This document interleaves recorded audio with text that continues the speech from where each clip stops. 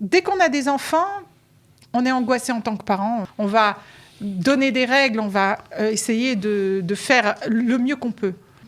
Pour que ça aille, en tout cas, on va peut-être créer des situations de stress. Je pense qu'elles sont bonnes. Je ne parle pas de parents qui sont dominateurs, de parents qui sont... Mais je pense que c'est bon qu'un enfant sente qu'il doit du kavod à ses parents, c'est-à-dire qu'il doit respecter leurs attentes.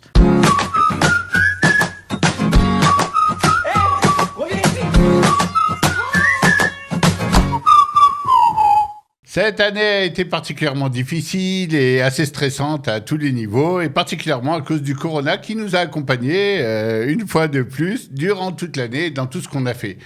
La question cependant se pose, est-ce que cette année a été stressante pour nos enfants et pour nos ados ?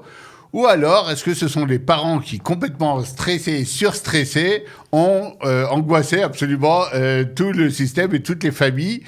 Pour répondre à cette question, nous avons amené une experte en éducation, Yael David, qui est bien connue des auditeurs et téléspectateurs de Kalita. Et nous allons lui poser la question. Yael, est-ce que les enfants ont passé cette période, même sortons même du corona, est-ce que les enfants ont tendance à se stresser pour plein de choses, y compris pour l'école, etc. Ou en fait, ils ne sont que le résultat du stress des parents qui mettent beaucoup de pression et qui, au bout d'un moment, leur communiquent ce stress-là? Alors, je dirais que tu pourrais poser exactement la question inverse. Est-ce que c'est les enfants qui stressent les parents ? Et est-ce que... on va la faire. On a 12 minutes, on va faire 6 minutes pour chaque... Tu m'as écrit, les parents sont-ils un remède contre les angoisses des enfants ou la source ? Et pourquoi ? Et donc, moi, tout de suite, d'abord, parce qu'on est en période de fête de Tishri, je me suis demandé si la Torah, le bon Dieu, c'était pas aussi un moyen de stresser le petit peuple qui doit venir demander régulièrement pardon pour tous les actes ou les déceptions. C'est assez stressant, les fêtes. Donc, c'est stressant. D'un autre côté, Dieu a créé l'homme avec des attentes et donc il en a marre d'être déçu et il aime bien de temps en temps avoir Enfin, je pense qu'on a besoin de ce rapport et je pense que c'est vraiment réciproque. Yael, toi qui es un peu une chercheuse, donne-nous un peu une définition du stress, de l'angoisse. Qu'est-ce que c'est ? C'est pas moi qui vais te la donner, c'est attention, monsieur... elle l'a préparé. Oui, j'ai préparé. Alors, ça c'est le Larousse, grande inquiétude, anxiété profonde, née du sentiment d'une menace imminente. Alors, quelle est la menace ? Mais vague. Quelle est la menace imminente sur nos enfants, sur nos familles ? Alors, je pense que c'est pour ça que je l'ai dit à la réciproque. Je suis pas passée par les philosophes qui pensent même que l'angoisse était quelque chose comme Heidegger, qui pense que c'est important pour existentiel pour l'homme. Mais c'est vrai que dès qu'on a des enfants, on est angoissé en tant que parent. On a peut-être un peu peur de ne pas être à la hauteur, mais très vite, on va montrer qu'on est le parent à la hauteur. Donc, on va donner des règles, on va essayer de faire le mieux qu'on peut vis-à-vis de nos enfants. Et tout ce qui ne va pas aller, ça va être... pour que ça aille, en tout cas, on va peut-être créer des situations de stress. Je pense qu'elles sont bonnes. Je ne parle pas de parents qui sont dominateurs, de parents qui sont... Mais je pense que c'est bon qu'un enfant sente, et aussi d'un point de vue juif, qu'Abed et Avicha et Imra, qui sentent qu'il doit du kavod à ses parents, c'est-à-dire qu'il doit respecter leurs attentes. Après, on peut être en conflit, on peut débattre, mais D'accord. en attendant... Alors justement, peut-être avant même les attentes, il y a d'abord une peur un peu existentielle. J'ai une vie entre les mains.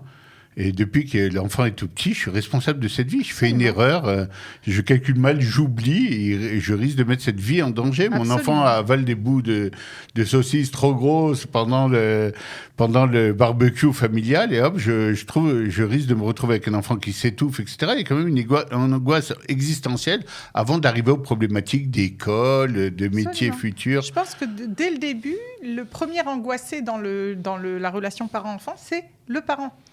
Il est angoissé parce que, voilà, il a une responsabilité. Il faut qu'il soit à la hauteur vis-à-vis de lui, vis-à-vis des autres. T'imagines, qu'est-ce qui s'est passé avec ton fils ? Ben voilà, c'est tragique, mais voilà, c'était une saucisse. On suppose aussi, comme un peu beaucoup de chercheurs aujourd'hui, qu'il y a aussi une angoisse de l'enfant qui est sorti du ventre de sa mère où il avait à peu près tout facilement. Et là, et si maman venait pas me donner à téter ? Et si finalement je dépends de quelqu'un qui, j'espère qu'il est à la hauteur quelque part, sinon je suis foutu. Mais oui, mais c'est pour ça que dans cette angoisse de responsabilité, il y a aussi cette confiance et puis jouer un peu le jeu de montrer une certaine autorité, enfin un certain contrôle des rênes. et de montrer à son enfant que oui, papa c'est ce qu'il dit, maman c'est ce qu'elle dit. Et donc, l'enfant, il doit se sentir rassuré par rapport à ses parents. Alors, il y a un mot très important que tu viens de prononcer pour moi, c'est le mot contrôle. Est-ce qu'il y a une angoisse de perdre un peu les rênes, de perdre le contrôle et finalement que cet enfant commence à partir dans tous les sens et que j'ai plus de façon de le raisonner, de le ramener un peu sur les rails? Je pense que le contrôle, c'est plutôt on va dire, c'est une maîtrise de la situation, sachant que cette situation, elle ne dépend plus de moi. C'est-à-dire, une fois que j'ai dit à l'enfant, écoute, après minuit, il faut que tu sois rentré. Tu fais ce que tu veux jusqu'à minuit, tu fais pas ce que tu veux, tu fais ce que j'espère que tu fais, et à minuit, tu rentres. À minuit moins 10, l'enfant, il a des papillons dans le ventre, mais c'est normal. C'est normal parce qu'il veut tenir sa promesse, parce qu'il sait le risque que ça encourt. Maintenant, les parents qui promettent et puis qui font jamais mettre en marche leur punition, etc. Bon, à un moment, les enfants, c'est pas la peine de leur dire à minuit, c'est quand tu veux. Mais si jamais tu sais qu'après minuit, ton père, il est encore réveillé, il t'attend devant la porte, etc., à minuit... t'as vraiment stressant. On est tous passés par là, c'était stressant. Oui, mais ça fait du bien, ça construit, c'est un petit peu comme l'histoire des ailes du papillon pour qu'il puisse voler. Il ne faut pas gratter ces étapes, parce que ces étapes, elles existent dans la vie tout le temps. Ce n'est pas que les parents, ça peut être le travail. Alors, bien sûr, il ne faut pas se laisser surmener par ça, mais je pense que c'est pas possible qu'il n'y ait pas de stress. J'entends d'angoisse, de peur. Okay. C'est pas possible d'élever un enfant sans ça. Alors, je vais te ramener dans l'année un peu Corona, l'année et demie presque aujourd'hui. Finalement, il nous tombe un truc dans le coin de la figure qu'on n'avait pas vu venir, sur lequel on n'a aucun contrôle. Et là, il y a une peur qui vient de qu'est-ce que je vais raconter? Parce que finalement, on a un narratif face à nos enfants. On a toujours l'impression que les parents sont un peu en maîtrise de quelque chose. Ils connaissent, ils ont de l'expérience, ils ont vécu. Et là, on est complètement à égalité. On n'y comprend rien au Corona. Et quand c'est tombé, on n'y comprend rien. On ne sait pas comment faire passer, quel message faire passer, comment tenir même ces fameux rênes. Et finalement, on se retrouve presque à égalité avec les enfants, dans une espèce d'angoisse à égalité. Que va être demain? Qu'est-ce qui va se passer à l'école? Qu'est-ce qui va se passer avec mon boulot, ma part dans ça, etc. Et finalement, comment tu as vu ça, toi? Comment tu as ressenti ça en tant qu'éducatrice? Un vrai résidu entre une grand-mère polonaise et des parents qui ont vécu la Shoah bien comme il faut. J'ai tout de suite vu qu'il fallait chercher que l'opportunité parce que bon, le malheur, on va tous le vivre ensemble. Ah oui, mais il faut faire partie des gens. Il y a du travail. Mais voilà, mais il faut faire partie des gens qui savent que pendant 5 ans, mes parents n'ont pas été à l'école, ça les a pas empêchés d'être des mensch. Ok, ils n'ont pas fait des grandes études, mais ils ont été des mensch, ils ont gagné leur vie. Ça les a pas empêchés de se retourner. On n'a pas assez entendu ce discours pendant l'année de Corona, je trouve. C'est juste que c'est ce que je sais, c'est que pendant 5 ans, il n'y a pas eu l'école. Pendant 5 ans... Parce qu'on voyait des remarques. Ça fait 2 semaines qu'ils n'ont pas mis le pied à l'école. Oui, ils hurlent dans les maisons.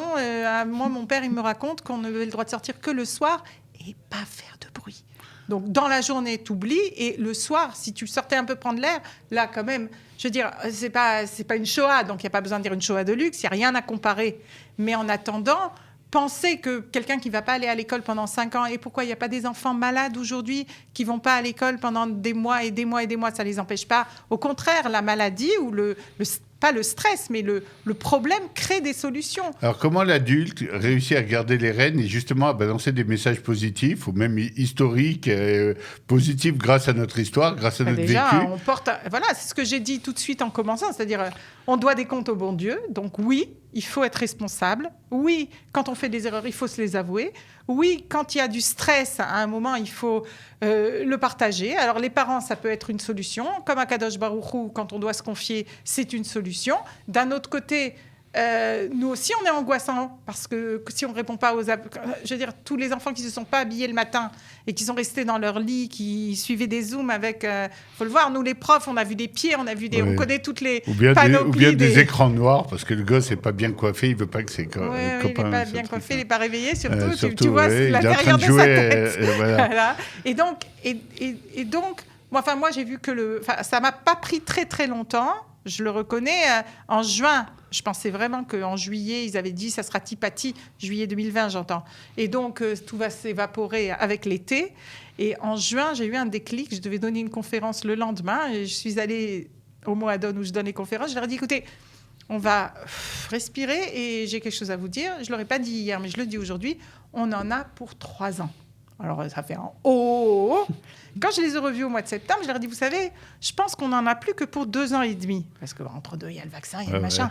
Mais le fait de savoir, et c'est ce que je fais aussi dans la pratique quand je fais de la gymnastique cérébrale, c'est-à-dire, pour déstresser, il faut connaître. Quand on a peur du danger... En fait, cette information qui aurait dû être quelque part stressante, elle déstresse parce que tu as une espèce de deadline. Tu dis, je sais à quoi m'attendre. Il y a un mot que tu as dit, parce qu'il nous reste 2 minutes à peu près, c'est passionnant la discussion avec toi, ça aurait pu durer encore beaucoup plus longtemps.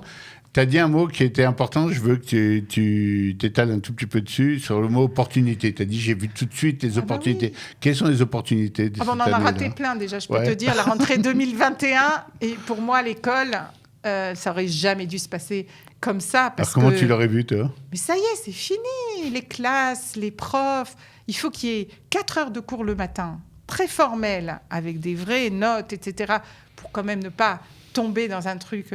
Et l'après-midi, redevenir des mensch. Il faut que les gens laissent tomber leurs écrans et retrouvent le contact avec les autres, même s'il est virtuel, le dialogue, se parler, même à travers des écrans, mais vraiment se parler, pas s'envoyer des emojis qui, vas-y, toi tu comprends, quand moi je t'envoie ça, et toi tu comprends ça. Oui, non, il faut que les gens recréent un lien, toi et moi on vient de l'informel.